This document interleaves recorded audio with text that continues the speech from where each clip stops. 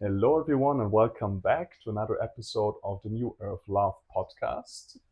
This podcast is here to create more trust and understanding between the masculine and the feminine, to build more, or to create more love and peace in the world. And today I'm here with beautiful Alice in Hi, Bali. Ra. Hello. Would you like to introduce yourself a little bit? Yeah, sure. I am Italian and I live in Bali in this moment. And I love connection and personal growth. Mm-hmm. I work with IFS, internal family systems, and authentic relating as main practices. And I'm a captain of sailing boats as well. So I've been practicing relating on boats, which are very small spaces and allow us allow me to explore more the human experience and condition when I don't have a place to escape and go somewhere else. I just get closer to that human condition. So I bring that and some of my travels also in my practice with clients in groups or single sessions. Nice, beautiful. I will definitely, as I always do, I will post your socials underneath this video so that people can check it out. Thank you. And the way I usually dance in this podcast is to, shall I spoil the topic? No, I'm not going to spoil the topic. We're going to first check in with each other and then we get to the topic part. So I think this is very important to ground. Let's just tune in. Like, how are you feeling today, right now, right here? What's on your heart? What's on your mind? I'm feeling excited, nervous, sweaty, Mm. very conscious of my pink fingers. I love the breeze on my skin. And as I'm saying this, everything is softening. So I'm just learning and savoring what's coming next. Yeah. Beautiful. What about you? I love that what you just said, like that through just acknowledging what is there and speaking it out, it makes you feel lighter. I have always the same experience as well. This kind of like letting go of performance mode and like, oh, we're on camera, we're on YouTube or on Spotify or whatever, and we need to like be in a certain way to like just Right. overcome that by opening the space like that. So yeah, it's great. uh, I used to be more of a performer when being on social media, right? And I really have this like um, goal with this podcast to change that, like, and to show up real and show up raw and having this kind of talk. So I'm feeling, yeah. Also, I'm noticing sweat.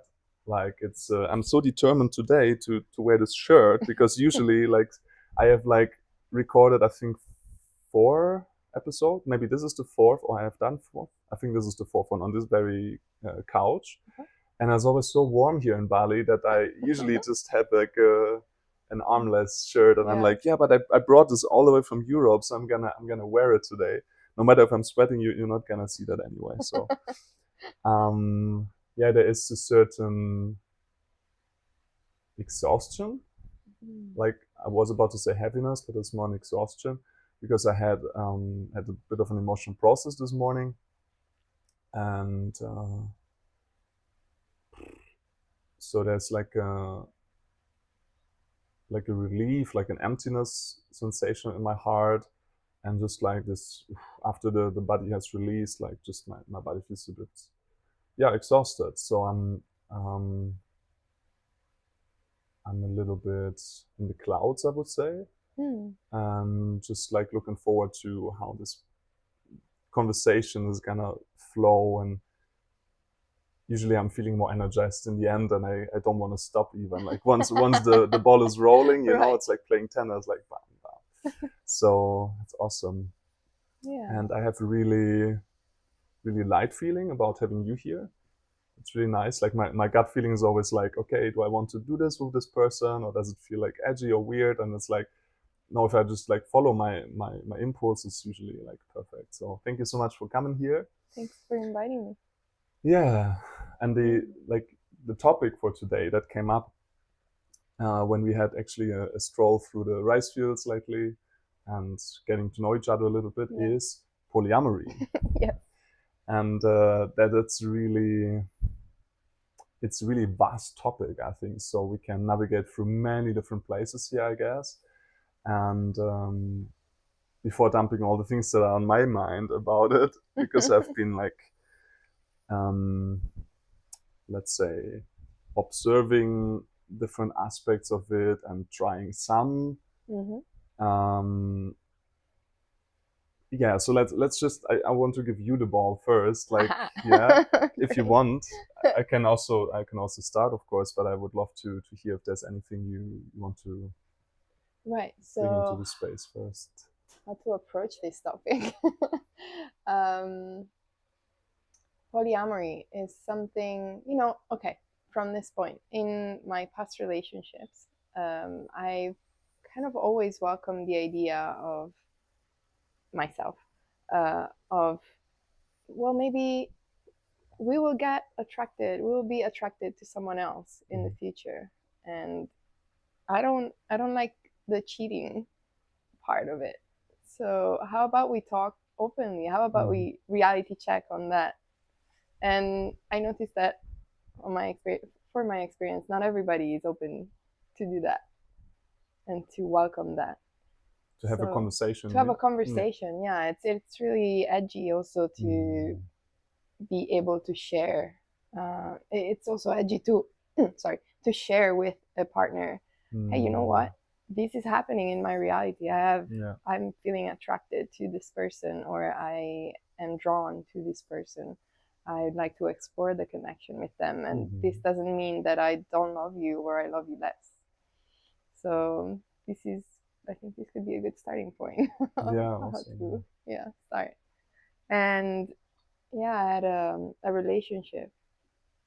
So experience with polyamory, I started a relationship and with a partner who was already in a polyamorous relationship. So he already had a wife, and his wife had a partner. So, or a partner and a partner, yes. So I entered that dynamic, and then there has been an evolution in that dynamic, which brought to them separating and us changing the dynamic. So from equal relationships or partners, there are different setups for polyamorous relationships as well. But from that setup, we became the primary couple, and then we had other connections with others. Whether we're just connection, physical or emotional, or for me personally, a more stable secondary connection as well. So, and that brings a lot of layers of complexity and communication. That's what I noticed in polyamorous relationships in general, also friends of mine who have them. The main thing is communication. So what is your experience? I love that. I love that you just started with this like really like real example of your own experience that is like touching so many things. Like, okay, I started this relationship with someone who was in a relationship, and then it broke up, and then I was with that guy, and then there was like other people we explored with. So it's like you obviously have like more practical experience than I have. What I would love to bring into that space before we go like any more into details is that polyamory stands for many loves and not a lot of sex with random people. Right.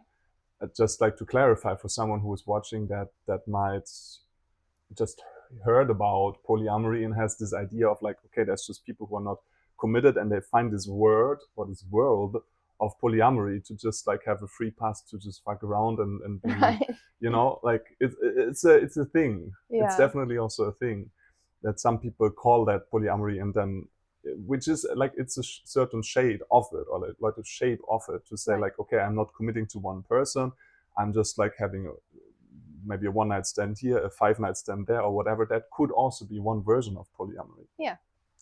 And something that I really resonate with is polysensual. I don't know if you heard that word before. Tell me your definition of polysensual. So this is something I deeply identify with. For me, sensual energy can be non-sexual platonic love and touch. Okay. I've been speaking in this podcast previously about how important for me touch is in a friendship. Yeah. And for me, it would be literally constricting myself and putting myself in a kind of a jail if I would have a partner, a romantic partner, that is not okay with me touching my friends, male or female, giving them massages, hugs, cuddles.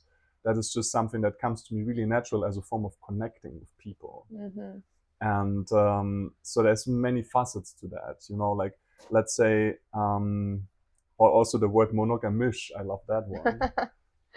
To say like, okay, we have like a primary relationship, but we, in certain boundaries that are clearly communicated and everyone is comfortable with it, we can explore with other people. That doesn't have to be necessarily all the way up to penetration, right? So there's a vast playground here, and I just wanted to open that field for possibilities, for opportunities, and for self-exploration, basically. That there's no this whole podcast is not designed as a suggestion what people should do or should not do, or it's really just like giving ideas how we can communicate. You mentioned also that communication is such an important thing in polyamory, I think in any relationship.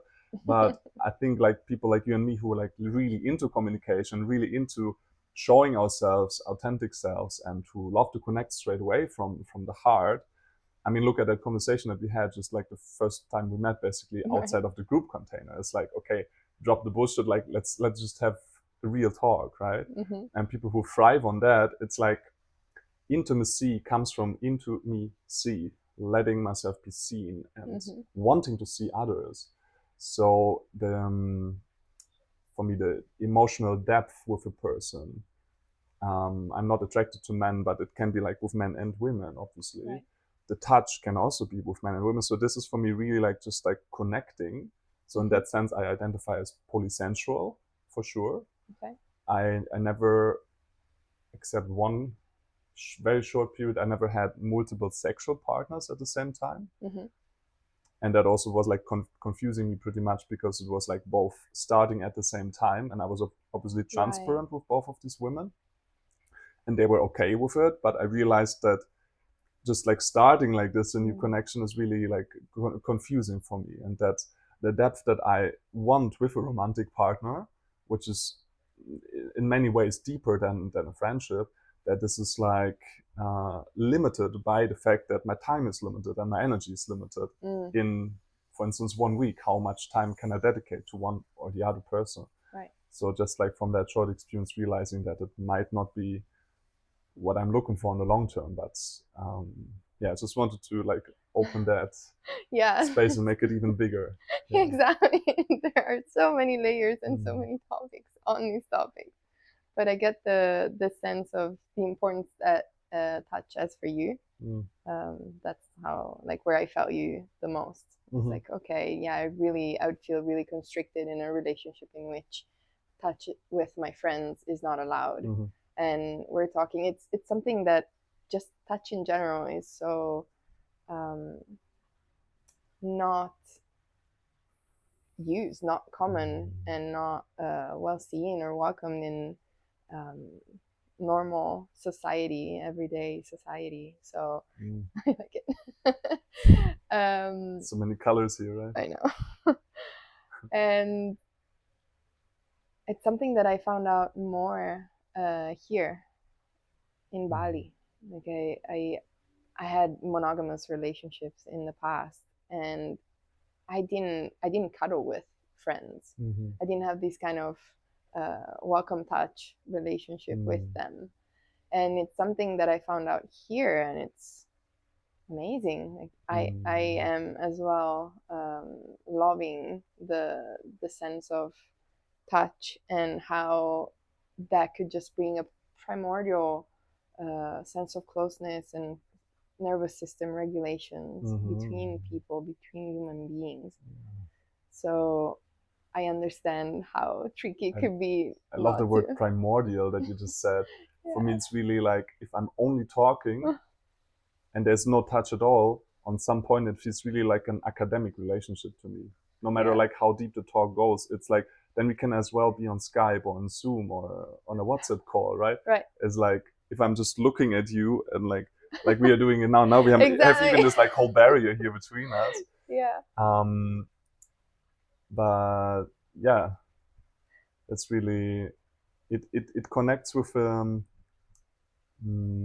different aspect of the being. Like Yeah. I feel that the touch of a person says energetically so many other things than just the character or the speech or Yeah, totally. And the thing that maybe keeps in my story keeps the people a little bit defensive about touch is the sexual aspect of it. So yeah. the way it's taught, it's like, oh, touch exists only with a goal. But when we're kids, touch does not exist only with a goal. So it's just like, oh, I hug you, my friend. I love you. I care for you. And that innocent, genuine way of connecting, it's so beautiful and heartwarming for me. So yeah, when I meet with friends in Bali, even now, like, okay, when you were mentioning, oh, we have a barrier. Yeah, I know. Like, I would extend my leg over there and just like chill. You wanna remove the barrier? We can also do that. Sure. We could do that, or we can play with the idea of that. What is it? Yeah, we can play with the idea. I can also just sometimes offer you some touch to connect and come a little closer. Yeah. And you know, we have 5 senses. That's right. So while I'm talking or while you're talking, we use ears, eyes. What else? Smell. I think subconsciously is super important. Yeah, I'm smelling flowers a lot. But when we touch, then we invite another sense in the field, and that's why I use the word primordial, because it's one of the really basic senses. We touch, like when we are kids and we're exploring, that what we do is like, okay, grab the things as soon as you can and then try to explore and use them. Like, okay, is this good to eat? No. Okay, how does it smell? What noise does it make? So it's a full experience. So it could be the same with connections, relationships, and so on. And we shifted a little bit, drifted away from the polyamorous topic. No, I think the importance of touch as a human, not necessarily as a lover, I think it's a very important part of the conversation, right? Yeah. To for instance, when here in Bali, I go to receive massages quite often because there's so many, like they call it spa, right? Actually, in Europe, a spa is like okay, my Latin, it's sanum per aguam, I think, so healing through water. And the spa here has nothing to do with water. It's just massage temple, basically. Just you go there and you get a Balinese massage or a fascia massage or whatever. And I started actually because I got so disappointed many times. Like in Europe, like in Tenerife, the people where I went to massage, they're like really like grounded, conscious people. So I could really feel their love in their touch, and like have such an amazing experience every time. And here, often I feel just like a piece of meat. That is just like, like, okay, let's get it over with, And so I like on some point I started to, when I go to a new massage person, I say like, okay, give me a test. I give them my arm and like, okay, show me what you got. Like, if you're actually here to connect, or like if they don't even look me in the eye, it's like, okay, then I don't want to connect. For me, again, like I come sometimes across as a person who just wants to touch everyone, which is not the case. Like for me, it's a extension or like a certain aspect of connection. But if I don't feel connected with you on a human level, on a personal level, on the heart level, then that touch is also a little bit weird, Like if I feel attraction, not necessarily in a sexual way, but towards a person, then for me touch is like one way to connect with them. But if I don't feel like any connection beyond the mind or just like superficial, then I also don't feel the need to touch. And then going to a person who gives me a massage for like 1 hour, touching my temple basically, and they are not really present with themselves and with me, I don't find so much pleasure in that. So I go to these places, and when I book, I say like, hey, look, I do this mainly like for my heart and not for my back. Like, please get me someone who's like really present and has a loving touch. And sometimes they get irritated, and I'm like, yeah, but look, this is what I'm here for. Like I want some human someone who cares. Yeah, someone who cares. And then sometimes I get that and I get their name and I tip them well and I come back, right? So Right. it's just to honor that, yeah. I get it. I had my heart breaking Uh, a month ago when I heard my usual masseur um, wasn't working at mm, that spa anymore, and I used to have massages with him always because he was really caring. Like mm-hmm, he was really putting the effort, the heart, the love, yeah. the energy in what he was doing, and Mm-hmm. it well, we're basically animals, so it makes such a big difference. Like I can notice when someone, as you were Yeah. sharing, when someone is just like, okay, let's do this Yeah. work, let's be done with 1 hour, or I'm like, okay, I'm really giving something, Mm-hmm. and it makes the difference as well for me in many different areas. Mm-hmm. So could be Yeah. relationships. Okay, not saying that is wrong or anything. Like yes, I can have one night stands and just leave on them. But then, what is the involvement? What is the connection that I create? Because it could be Mm. one night stand and I could have a beautiful and amazing connection, or it could be just superficial and Mm-hmm. just mechanical sexual Yeah, thing. very much. So I guess what we're touching upon is the level of connection and heart that we bring into the Mm. space, whatever it is. Yeah. Whether it's a massage, whether it's a relationship, whether it's a coaching therapy Mm-hmm. sessions, whether it's group work or Yeah. yeah. And So yeah, and if we put like these polar opposites of like deep connection and loneliness on the other side of the spectrum, mm, like we probably all have experienced situations where we were surrounded by people but feeling lonely, yeah, or being with ourselves and feeling connected. yeah, Or just like in the middle of the night, maybe waking up and just calling a friend like for 5 minutes and feeling like, because when there's a deep connection, maybe just like this checking in for like the brief moment can give you such an amazing amount of connection. With another person, you talk like for hours and you just don't feel it. mm. And the same then also with touch, right? With some people, it's just like, like a little touch can be like so meaningful. Or you get like 1 hour massage and you feel like, okay, I'm still lonely. I'm still not feeling any connection here, Right. right? So it's really a curious topic. Yeah, and what's popping into my mind is contact lens. Mm. 'Cause, yeah, we're talking about touch, Mm-hmm. so it's the quality of touch also in a dance, and Mm. contact dance as a translation for relationships as well. Mm-hmm. Like I can be in contact and in touch Mm-hmm. with you, and then at a certain point feel like if I am aware of what's happening in myself, then I can decide, okay, I need to step back and connect with me Mm-hmm. because I'm disconnecting with me while I'm connecting with you. Mm-hmm. Mm-hmm. And maybe in other moments I'm just connecting with you while dancing and I am still present within myself. Mm-hmm. Mm-hmm. So, and the Amazing. touch allows me to notice that as well. Okay, Mm-hmm. get in connection and then I get away from the Mm-hmm. connection. What happens when someone goes away? I would love to join that. I haven't, like in town, I haven't been on any contact Uh-huh. dance, and Okay. I think there is quite a lot of different ones, and I Yes. would love to join it at some point. Yeah. Um, it's coming to me.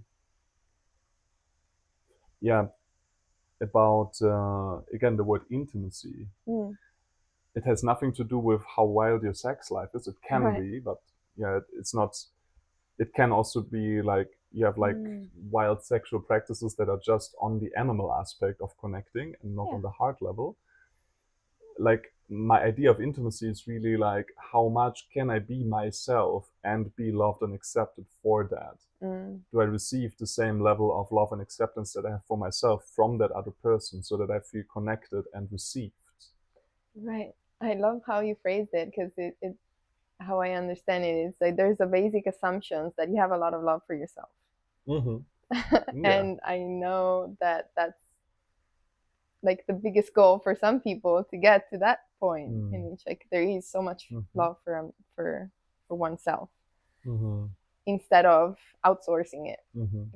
trying to find it and get it from someone else. But yes, I get the idea of intimacy, like how free and how deep can I go with one person, not specifically on a sexual level, but more in the connecting field. That's right. So yeah, and you mentioned being alone in the groups. That just popped back into my mind. Feeling alone when surrounded by people. And what came up for me was also feeling alone while also in relationships. I don't know if it happened to you, but to have a part of you really wanting to connect with that person, so extending, and no feeling a barrier. No receiving. There's no meeting point over there. So that also is really impactful. That's something I've been reflecting upon. It's like, what is it better, like to be in a relationship and feel alone? So because there are also some expectations that come in and play a role, or being alone, not in a relationship, but feeling whole and connected. Because sometimes there is that dance, or there has been that dance for me as well. And then, of course, the ideal of, okay, how can I be connected to myself, so never feel alone, while also being in a relationship? And yes, extend, but do not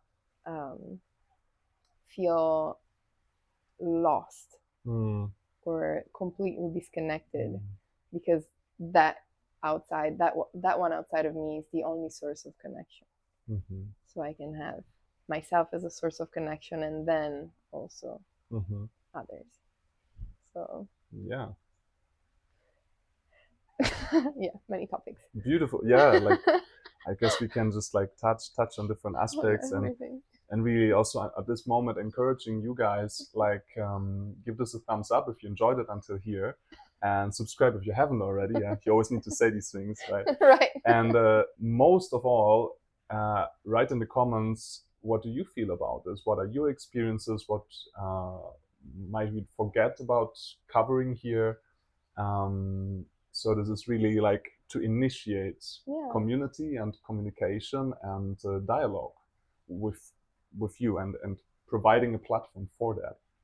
It's not just like us showing off. Right. No. So yeah, really use that opportunity of social media to actually interact.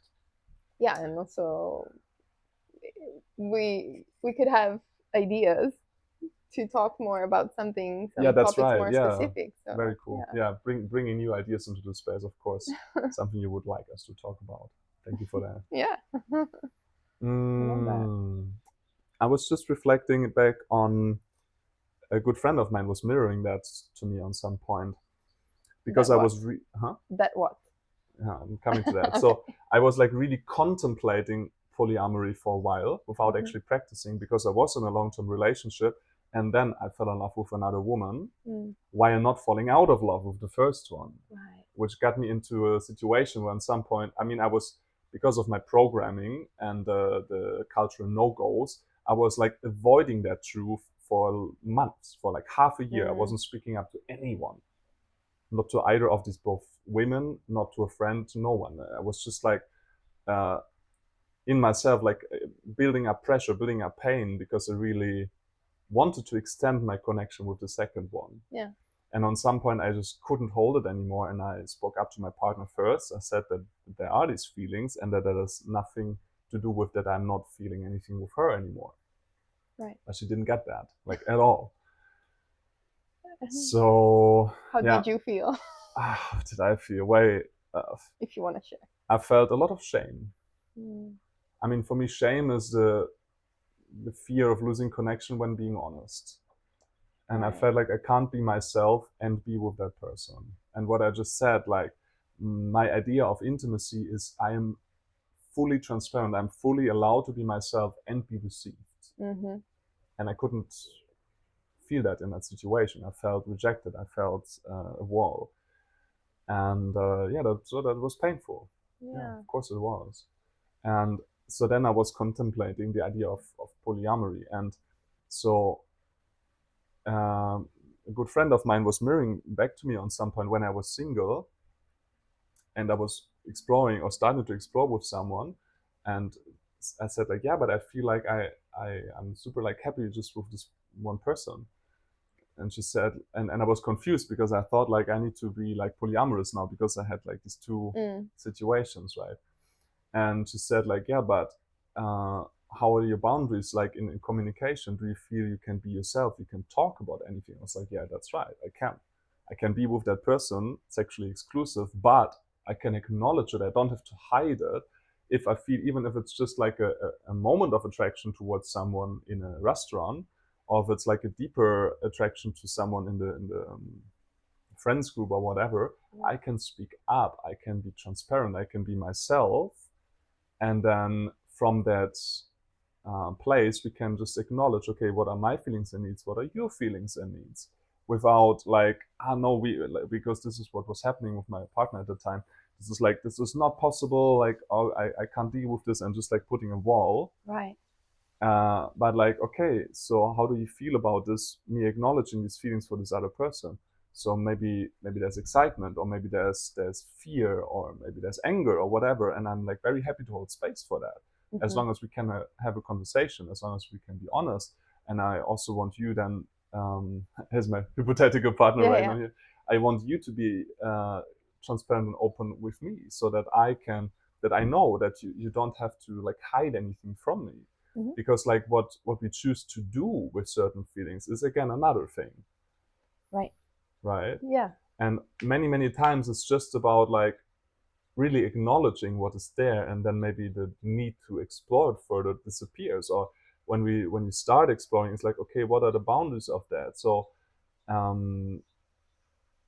like some thing that I heard oftentimes in the past from partners in monogamous relationship is like, if there's any kind of attraction towards another person, that means that in our relationship something is wrong. Which is not that we are human. Yeah, which is for me is like total bullcrap. I mean, monogamy is a human construct. If you look at monkeys, they also have like deep relationships, but they're not necessarily exclusive. Right. I mean, there are different animals, species that have just monogamous relationships. Yeah, and that's also okay. Life, and I mean, it has definitely benefits. And I would also love to have a conversation about the let's say benefits and challenges that come up with polyamory, and the benefits and challenges that come up with monogamy, and all the vast gray area in between. Because it's like, I feel oftentimes it's perceived as, okay, either we are like completely closed in the container, we don't even speak about other people, right, or like we're completely open sexually to anyone who comes along, which is then another extreme, let's say. Yeah. Where was I leading? there is something that is coming up for me, which is friendship in relationship. Like what I'm hearing you say is that there is a lot of importance in being able to have a conversation, an uncomfortable conversation with your partner. And as I was uncomfortable? Saying, can be uncomfortable. It doesn't have to, though. It's also an interesting belief, right? All right, it doesn't have to, but it can be. Like, I mean, based on my personal experience, so I will own that. There are parts that are coming up for me. So when I say parts, like emotions or thoughts or like inner voices talking to me, and I could say, yes, I want to speak with my partner about this other person, or I'm freaking out at the idea. What if my partner doesn't like that? What if they feel rejected? What if they feel rejected? No. Sorry. What if they feel rejected, and then our connection is lost? And then there's another voice coming in and say, well, if that connection was so weak, then it doesn't matter. So there is a lot happening when I'm approaching a conversation that might have that a part of me thinks might have a big weight in the dynamics. Hearing you say that, there's like two words coming up in my mind. The first is jealousy, and the second one is people pleasing. Yeah. So I feel like the moment we open ourselves to the vast opportunities apart from, let's say, strict monogamy in the sense of how traditional like movies demonstrate it, if there's like anything like outside of that box, then jealousy is just something to say yes to. Or like it is, I would even say it's always a present factor in any kind of connection. Like you can be what's the word, faithful, like honest and sexually exclusive with each other and feel daily jealousy. Right. Because you're so amazed by your partner and you see them with, in your case, with other women, and just like him talking to them creates a sensation of jealousy, even though he's not planning anything to do there. Or then other people who are like very, very polyamorous by default, they might not feel jealousy while even being in the same room with their partner having sex with another person. So it's like to understand jealousy as a concept that has to do with you, Yeah, and not with the other person. right. So it's a U-turn. It's not like okay, I have the trigger. I have this experience, this emotion is coming up, and I'm ready to point the finger at you. But what I decide to do instead is coming back to me and say, have a conversation with, for example, these parts or these emotions, and say, all right. It's not comfortable, right? Yeah. It's when you said the word jealousy, actually what came up for me was discomfort. Like the jealousy, and to expand the topic could be discomfort. Because okay, welcome that discomfort, so we can have a deeper connection. Whether it's monogamy or polyamory or friendships. Like, how am I showing up when a friend is doing something that cross a boundary that maybe I did not communicate, but still hurts? So I can ignore it. I can feel resentment. I can feel resentment towards them, or I could eventually own my things, own my part of it, say, hey, I did not communicate a boundary, it wasn't clear.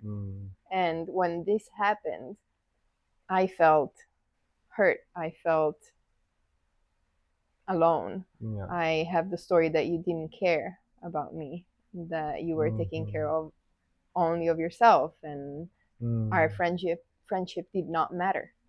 So there's a way of addressing it instead of ignoring it and building resentment that can allow me to own it, and at the same time to communicate and build and build this bridge of connection with the other person. Yeah, right. This bridge of connection with the other person that allows us to go deeper into the friendship, because we're choosing connection over separation. Of course, then it's their choice to say, no, it's all on you. And that's personal work, and I have no control on that. I love how you said, how you phrased that. I mean, we are like both very much into communication, and I just love like picking up on these little things. I have a story, right? Yeah, there's like I'm taking full accountability, full responsibility for my experience, for my feelings, for my needs, and for the story I'm creating here. And I communicate from that place of, this is me, and I put my heart on a plate, and I show it to you, rather than I'm pointing fingers. So, sorry for pointing fingers. I didn't want to do that. Oh, God. It hurts. Powerful. Yeah. So basically, from a way of like vertical communication, that I think in the domination culture based Western world, I call it domination culture because there is like right and wrong, and there's good and bad, and appropriate and inappropriate, and black and white, what you should do and what you shouldn't do, right? And that creates always like an outside standards that whoever was like putting that out there, and then other people start to believe that and following that, basically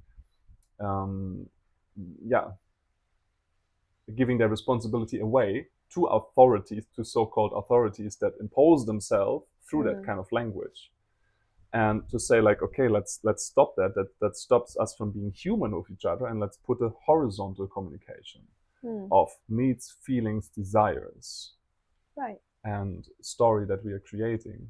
yeah, And I just want to point that out again, mutual consideration.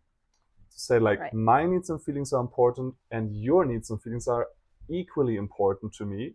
So I really want to see you for who you are. I want to see myself for who I am. And then we zoom out and we have a conversation about how all of our needs can be met. yeah, sure, totally, yeah, needs and feelings, and how we can be on this equal field level. Yeah. And what it was coming up was scarcity, victim, disempowered. So that's a lot.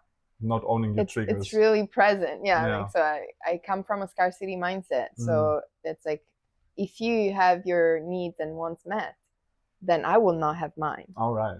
There's the zero only sum game kind of. right. Yeah. It's a scarce Yeah. mindset. Yeah. And then there is victimhood.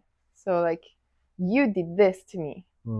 Like, I had no power. So there is also the disempowerment. Like, oh, I have no power on saying you did this. And so there is just the blaming and the pointing the finger. Well, what happens if I embrace the idea that I have power, that I can take care of my emotions? Boundaries are a thing, they exist. And even if I have not been receiving that teaching in childhood, I can still embrace it and implement it in my life, and so be more responsible for myself. Self-responsibility, yeah. Yeah, while I become safer for someone else to be with.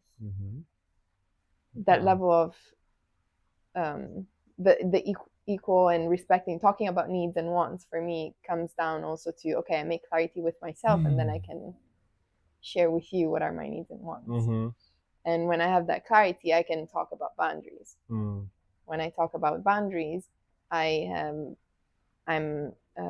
being safe for the parts of me that need these wants and need. And when I communicate them to you, I'm becoming safer to you, because there is clarity and you know what is the container you can move in. I'm not leaving you guessing what is right and wrong, for example. And what I would love to add here, like 2 words, like you mentioned discomfort, and the other word would be conflict. So sometimes I perceive a conflict that when I speak up, I realize it's just inside myself because of the limitations I carry. And sometimes I'm not perceiving any conflict, and you bring something up, and I'm realizing like, oh, actually there is a disbalance, there is a conflict that I didn't see before.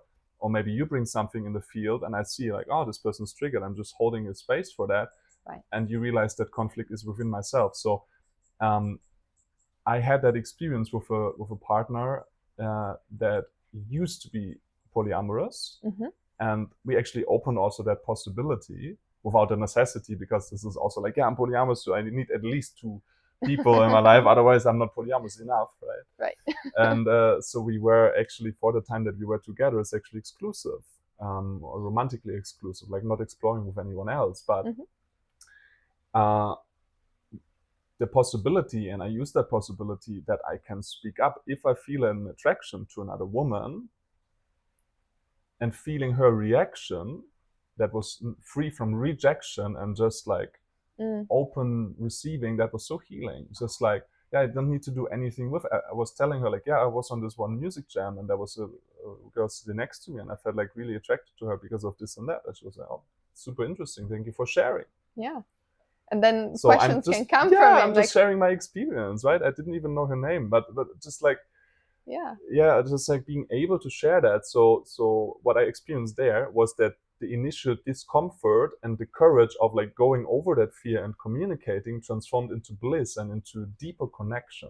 Yeah. And my idea of conflict is actually that it's always something to celebrate. Like when we are in whatever kind of connection, friendship or relationship, we go deeper, and on some, like we might like, you know, like when you like what's it called? Not diving, but this free fall in water. Okay. How do you call that? When you like hold your breath and you just go really deep. Free diving. Free diving. Yes. Yeah, let's call it free dive. So let's say we free dive together, and at a certain point I go faster than you. So, or maybe we are hitting something where it's like, okay, this is not working right now. So there's some kind of a conflict, some kind of a rupture. It means that we went to a certain depth that this could actually come up. So oftentimes people perceive conflicts as something that shows that something started to go wrong, Right. when it can actually mean that it was going all right. I mean, we are different people, so on some point there is maybe like there's maybe a lot of synergy in the beginning when you start to get to know each other, and the Yeah. deeper you get to know each other, there might be differences on some point. Absolutely. So-called conflicts or like differences. And differences as a threat. Yeah. As a threat to connection. Yeah, and then I learned to like take that as an opportunity to grow, to say like, hey, okay, let's take a deep breath and let's embrace that there is friction here, and that we have a chance, an opportunity to smooth that out and to go even to dive even deeper, to keep sinking into the depth. Right. If it makes sense, obviously, if there's something showing that's like, okay, this is like a red flag, a no-go, or like a deal breaker for one of us, then it's also fair enough to let it go with love and with honesty. Right. What I'm hearing you say is that conflict can be an opportunity for deeper intimacy, right, deeper connection, deeper friendship, relationships, and nothing to avoid. Like that whole was bringing that word into space already. People pleasing. Yeah. Like the belief that is underneath the people pleasing is I'm not lovable the way I am, so I should mask, I should show some version of myself that is not fully authentic, so that we don't have a conflict, so that we can exist together in this construct. Right. Because I need you to feel safe and to feel fulfilled. And to go through that and to say like, okay, I have fear, because the only reason why I would do people pleasing is fear. And to say like, okay, I own my fear.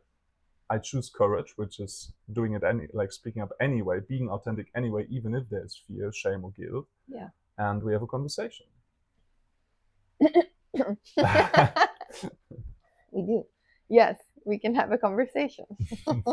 Even holding our fears like this, like little babies, and it's like, hi, okay, you're here. And I decide to listen to you and to listen to what's beneath you. What are your needs? What are your wants? And then I can stop people please because I got you. And I can communicate what you need. You parts. That's why I'm holding you baby inside of me. I can communicate that to my partner. Yeah. And have that conversation. And I have a story that you're thinking really intensely right now. You have a story? Yeah, that you're thinking really intensely right now. I'm imagining you think. I am trying to keep the container and like, okay, where did we navigate? Where did we want to navigate? And what is still like open from the things we touched on? So just to avoid that, we said we want to talk about this, and someone listening is getting super excited, and then we forget about it. Right. So, how do you feel about bringing it back to, from your own experience, from our experiences? What are the, let's say, benefits and the challenges that come with polyamory? Okay. To connect also to what you were saying about the conversation in a relationship that allowed you to talk about the lady that you met and you felt interested in, and communicate that to your partner who was really open to receive that. I would like to bring that also in the context of that's a beautiful friendship as well. Like that's the level of friendship that I was referring about at the beginning, like relationship. If they have a level of friendship, like that's what I would do with a friend. Like I'd be curious. Like, there's nothing that is going to take away mean. There's nothing in that conversation that takes away from me. So I don't have anything at stake if I'm a friend. Like, oh, I can hold space for you. I can be curious about your sexual attraction towards someone else, and that's the same in polyamorous relationships, for example. So benefits of polyamorous relationships could be have a base of friendship. It doesn't mean that monogamy doesn't have that, but it requires it probably more because there are more triggers, there are more trauma wounds, trauma responses, small parts of us that can be triggered and that come up in the dynamics of polyamory. So benefit to me is it needs to be a friendship. I have a deep friendship with a partner, and that allows me to show up as myself. Whatever that means, whatever it is. I would even say, like, for any mature relationship, no matter if you choose monogamy or not. That would be the ideal one. Yes. In polyamory, though, in a way, what do you think? I think there is the chance to hurt more people at the same time. So in monogamy, yes, if I cheat, I can hurt more people at the same time. Maybe there's also something that I'm not seeing in this moment, or I'm not, it's not in my awareness in this moment as I'm sharing. But in polyamory, if I am having relationships or interaction or connections with multiple people, then there is some kind of level of responsibility towards all these people. Like they're humans, I care about them, and therefore we might have agreements, we might share about our needs, wants, desire, boundaries, and based on that, then we can hold each other responsible and in integrity, and we can support each other as well.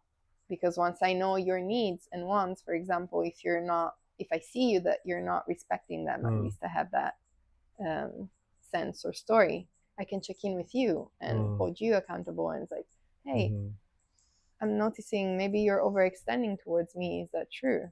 And so that level of care for each other as well, I'd say it's a benefit. What I find super curious here, I would just like to drop that cheating is something that can also happen in polyamory. Yeah, well, very much. Right? I mean, so, why? Right?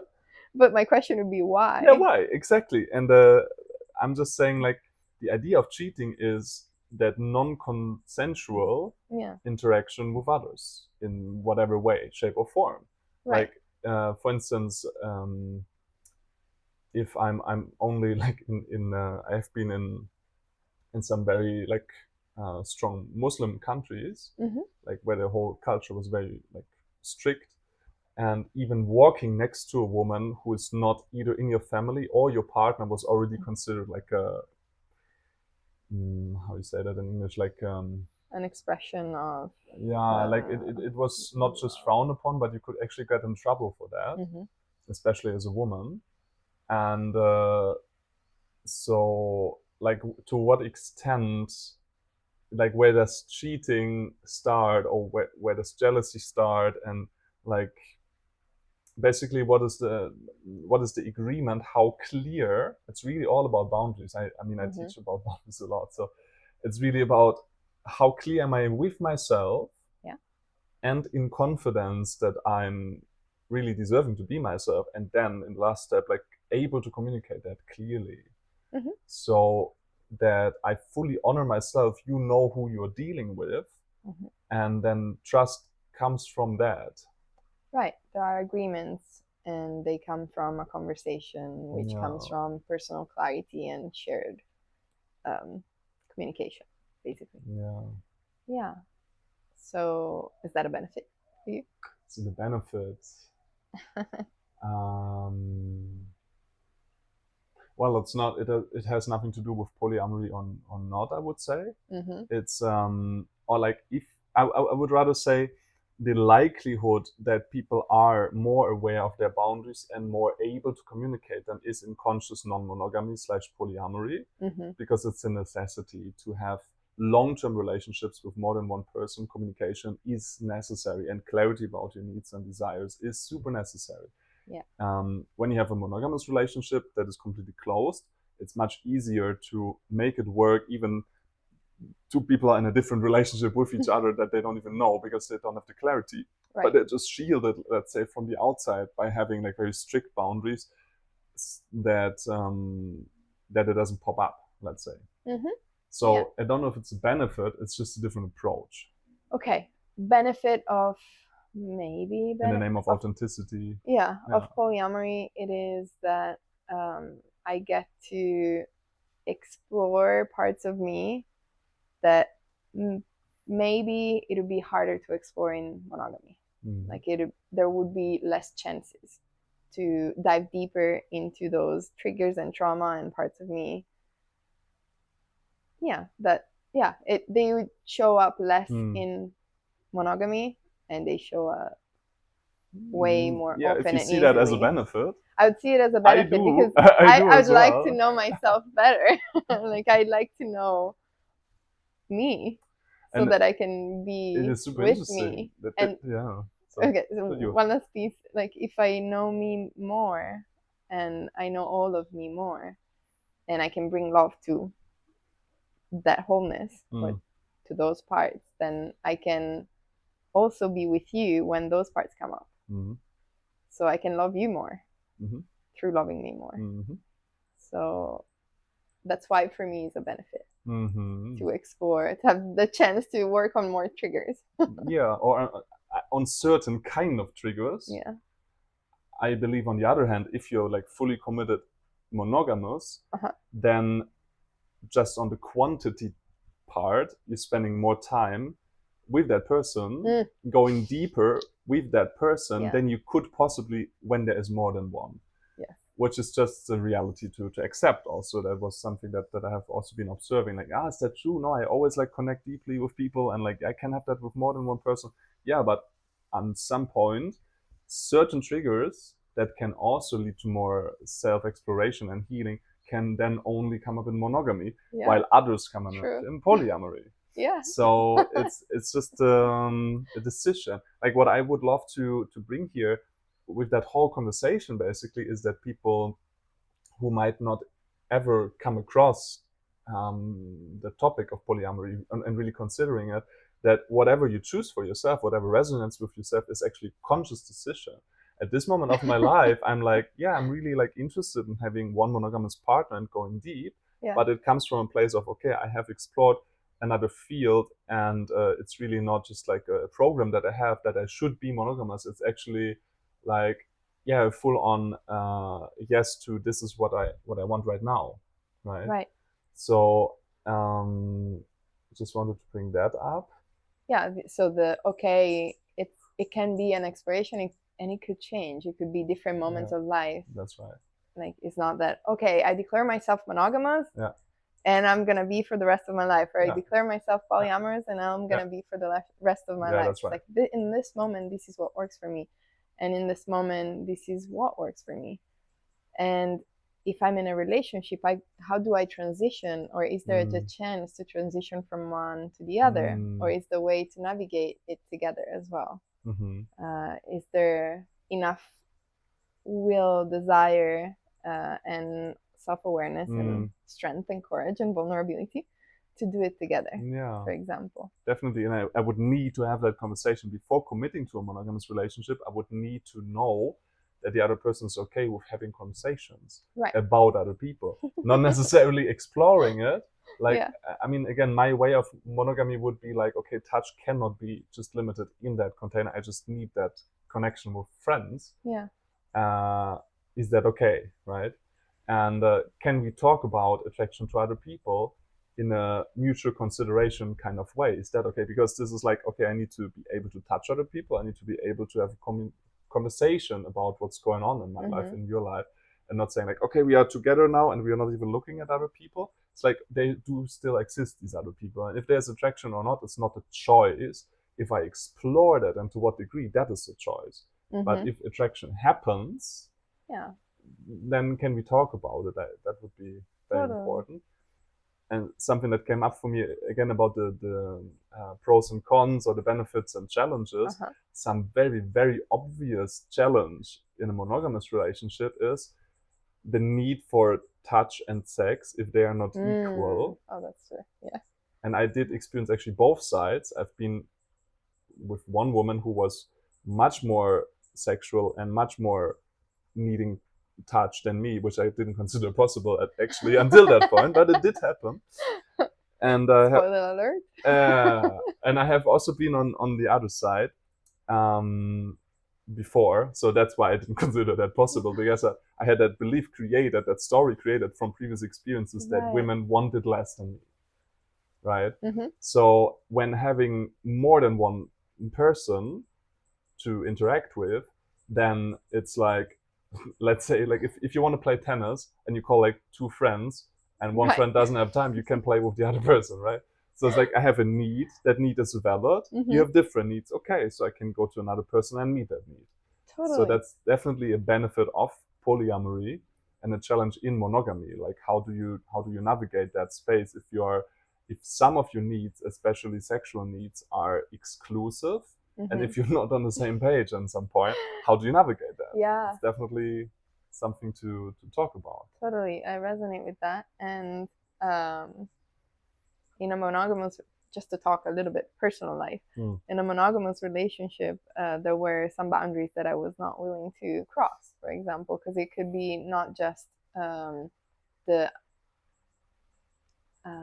quantity of sexual relationship or intercourses or so on, but also what are our desires during sexual intercourse, or lovemaking, however you want to call it, while we have this intimate exchange, physical intimate exchange. And there are some boundaries maybe that some people have and some people don't, just desire, king play, and so on. And I was like, this is a boundary of mine. I don't want to, I'm not going to cross it. But I get it. Like, it's your need, it's your desire, and I don't want to be in the way. So if you want to go and explore that with someone else, I'm okay with that. And that has not been received well in that relationship, for example. That you opened the space for that. Yeah. It's like, are you telling me in that way? Like, as if I didn't care. As if I hear a lot of care in your statement. I know, but if there is some protectors or fear of like, oh, it means that I don't mean anything to you. Like, you don't want to give me what I want. It's like, oh wow. Yeah, it's like, I don't, but you're welcome to find it somewhere else and still be in the relationship with me. I'm not saying we're breaking up. So it's a little bit of Prince Charming Cinderella syndrome, I call it. It's like, for instance, I used to be a metalhead, and I still sometimes love to bang my head and listen to heavy metal, right? And I have not had a single partner who is into that. So if I then would, like, if I would say, like, I really want to go to a heavy metal concert with you, and you're like, you're very happy to express that, you're very happy to explore that, but please not with me, because I'm really not into that. All right, so I go with a friend, right? And if it comes then to the sexual space, like, okay, can we agree to this on the same thing? Like that I want to call it dogma. I love that. I want to call it dogma that if I have a partner who loves me, then they should want to do everything with me. Right.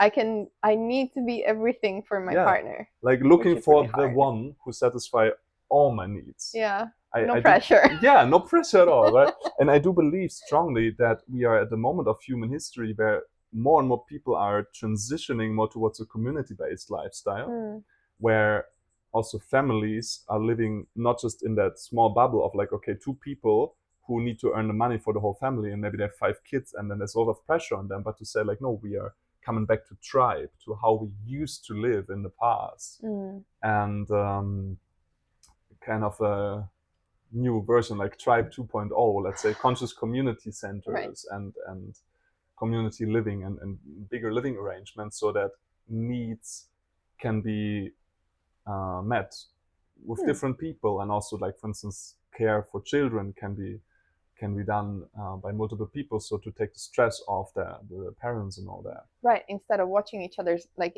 instead of watching over our backs, like, to protect ourselves, to just be in a communal space and environment, so that we can actually watch out for each other.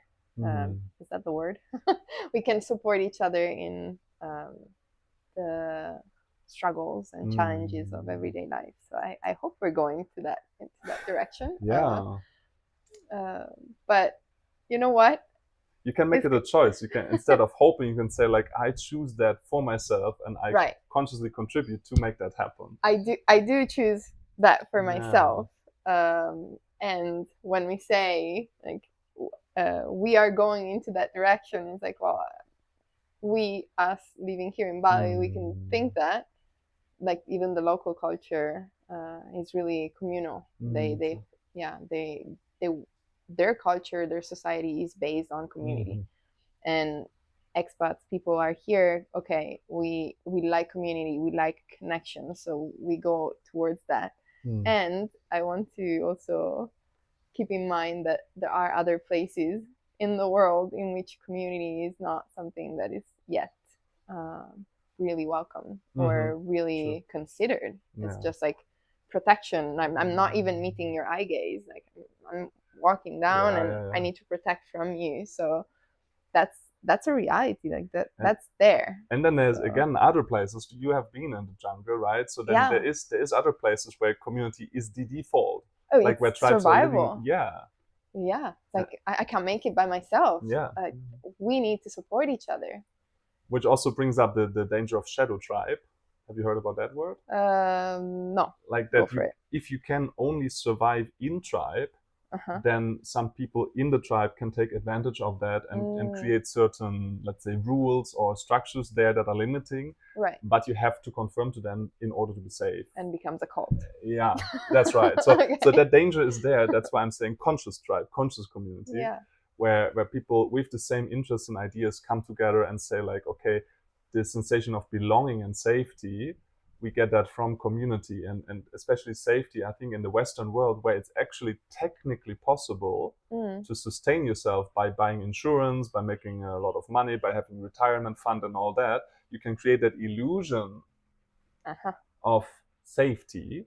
Right. But do you really feel safe? I do observe in places like, for instance, Bali, where there's a lot of like tribe and community and big family and soul family happening, that even though there's much less money in the country, people are more relaxed, more happy, have a sense of belonging and safety through that humanness, right? I was in a workshop the other day where we spoke about that.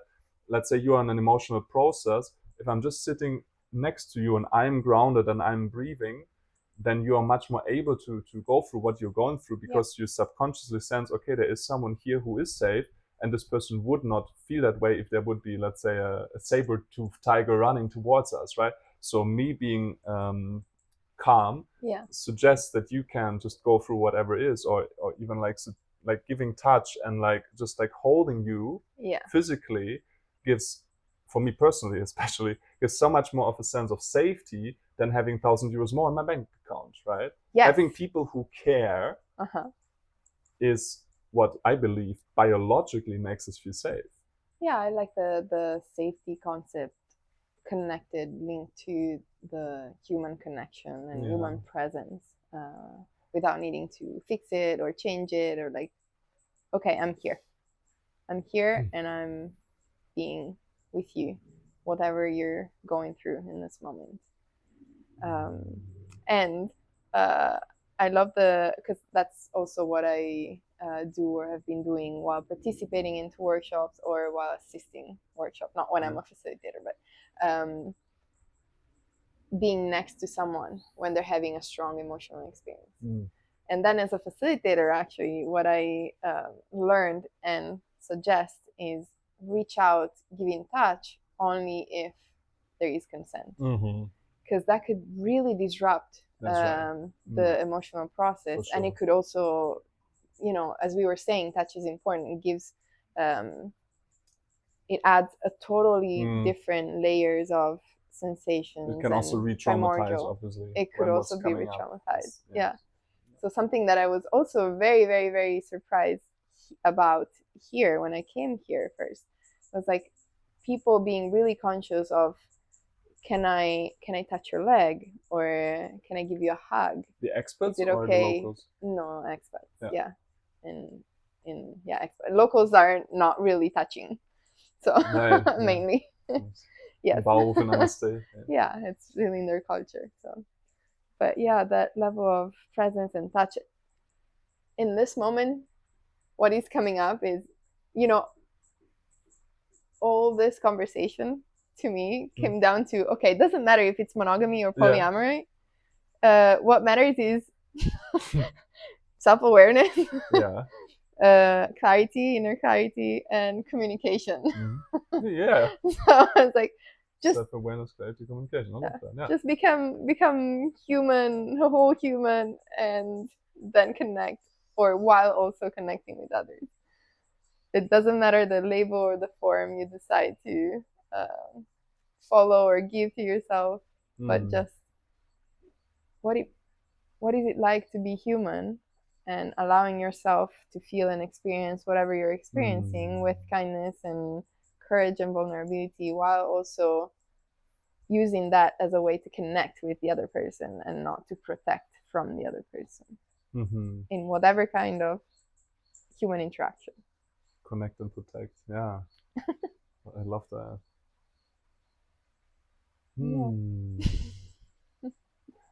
You wanted to pick a card in the beginning, now we forgot about it. I know, but it opens up another layer, another conversation if I pick a card.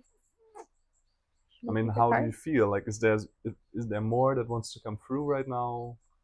I mean, there's an infinite amount of. But right now, like, if you just feel into your body, into your energy, like, is there something that is like burning that wants to come out?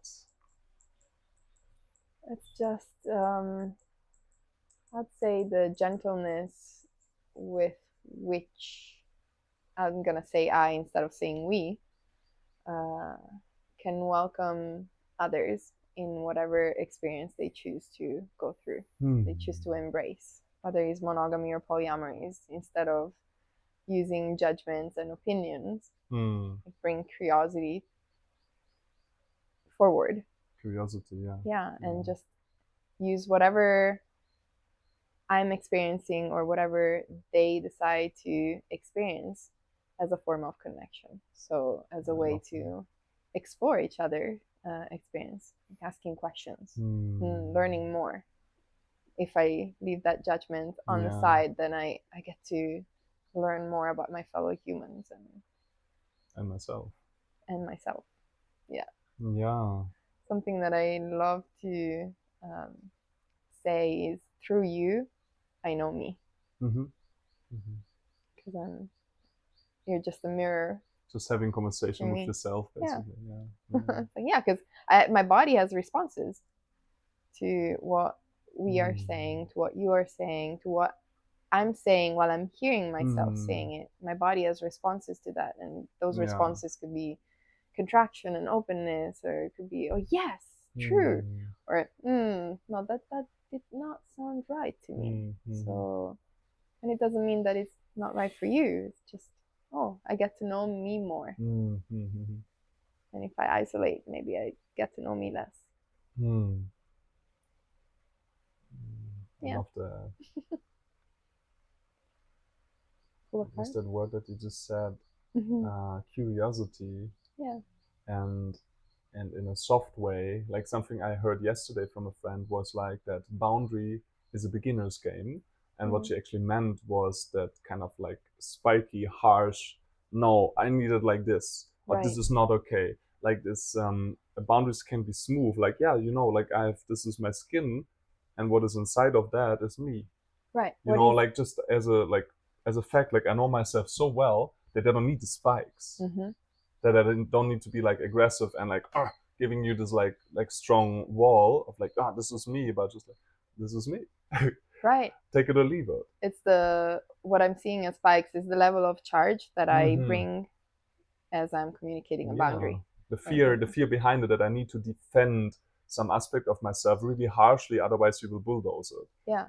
And when we meet in the space of mutual consideration, again, I love that word, mutual consideration and care, and that you are important to me and I am important to me, and the other way around, for you, I am important as well. And then we just have a conversation from that space. Yeah, absolutely. Mutual is definitely a word that is important in this. And oh my god, there was one thing that you shared, and I really wanted to say it. gone. If it's important, it will come back. Yeah. Oh, yeah. I want to pick a card. I got a tiger card. So there's a white tiger and a... No, I had a really big, I had 3 tigers, stuffed animals, you know, when I was a kid. And it's fire card. I choose to be unstoppable. My passion is my power. I am bold. I am brave. Mighty forces come to my aid. Nice. It's a good card. Well, my passion is my power. Does it resonate with you about our conversation? What is it bringing up? Oh, it's for the conversation? I choose to be unstoppable. My passion is my power. I am bold. I am brave. Mighty forces come to my aid. If I bring kindness in the That's thing, right. yes. Yeah. If Yeah. I see I felt it the same. because that's what you were saying, the boundaries. Yeah. So this is like the first step. Like, okay, a person who's not familiar with boundaries, and the first thing that they do when they start using and enforcing boundaries is putting out the spikes and bringing a lot of charge, because they don't believe that a boundary could be accepted. So they need to scream louder. So goes from no boundaries to absolute crazy boundary. Or strong boundaries. So this is what could be for me interpreted as the strong power of like, I'm gonna be full on. Yeah, like an empowerment card for the powerless. Yeah. Who are like finding their fire. Yeah. And then from one extreme to the other, I can just pendulate and go in the middle. And that's where this could be interpreted with kindness and gentleness. So like, I'm unstoppable, but with my kindness and gentleness. They don't look very aggressive on that picture. They don't. Well, this a little bit. Okay. It's really...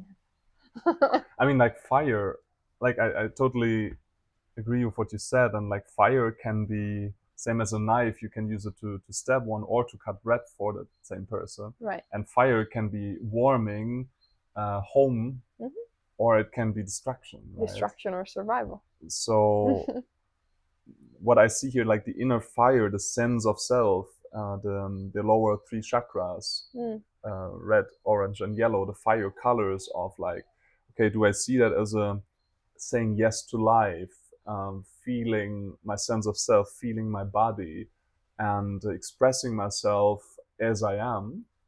That sense of fire, or is it like rage, anger, hate, destruction, and forcing my will towards whatever other person?